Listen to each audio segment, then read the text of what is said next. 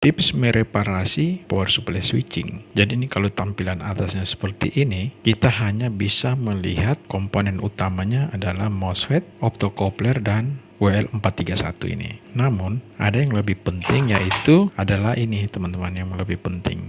IC PWM namanya. Jadi kalau kita balik seperti ini optocoupler, yang ini WL431 dan ini adalah MOSFET-nya. Berikut akan kami jelaskan dengan metode terbalik ya. Jadi tampilannya akan seperti ini, akan lebih mudah daripada di tampilannya seperti ini. Tips kita mereparasi power supply switching. Jadi yang pertama-tama kita kuasai dulu si IC PWM ini teman-teman.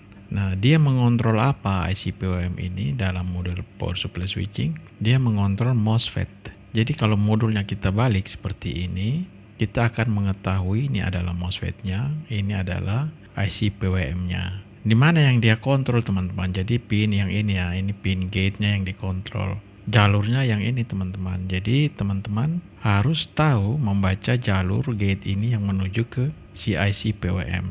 Bagaimana kita mengetahuinya? Ini adalah kita ukur dengan avometer saja ya. Namanya tegangan logik. Hal utama yang harus kita ketahui. Kemudian dia menstabilkan tegangan output.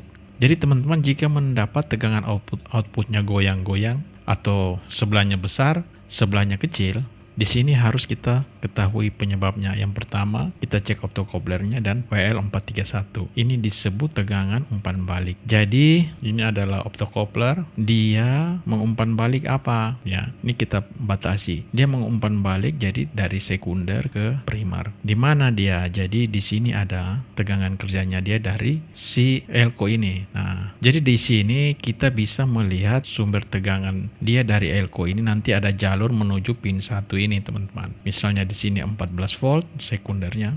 Sini ya, ini 14 volt. Makanya di pin 1 ini dia harus sesuai tegangan sumber atau mendekati ya, atau mendekati. Dia diatur oleh apa ini? Jadi tegangan ini, tegangan referensi ini diatur oleh si WL431. Ini yang kita sebut feedback tuh, tegangan feedback dari optocoupler. Awalnya di sini ya, awalnya di sini nih, pin 1 dan pin 2. Kemudian feedbacknya yang mana? Jalur yang ini teman-teman ini ya. Ini dia menuju, jalur ini menuju si IC PWM lagi. Jadi tegangan di sekunder dia lapor ke tegangan primer seolah-olah segitu ya. Jadi kerusakan-kerusakan besar kecil atau naik turun disitulah sumbernya yang harus kita perhatikan. Kemudian dia mengefisiensi daya. Jadi fungsinya dia selain itu. Dan di dalam IC PWM misalnya ini ya, seri ini yang dia bekerja itu tentang ini teman-teman. Ini harus teman-teman kuasai. Jadi 3 prinsip ini dia di dalam IC ini ya. Jadi ini adalah bentuknya dan di dalamnya ini isinya. Di dalamnya isinya ini ya. Jadi ada OCP,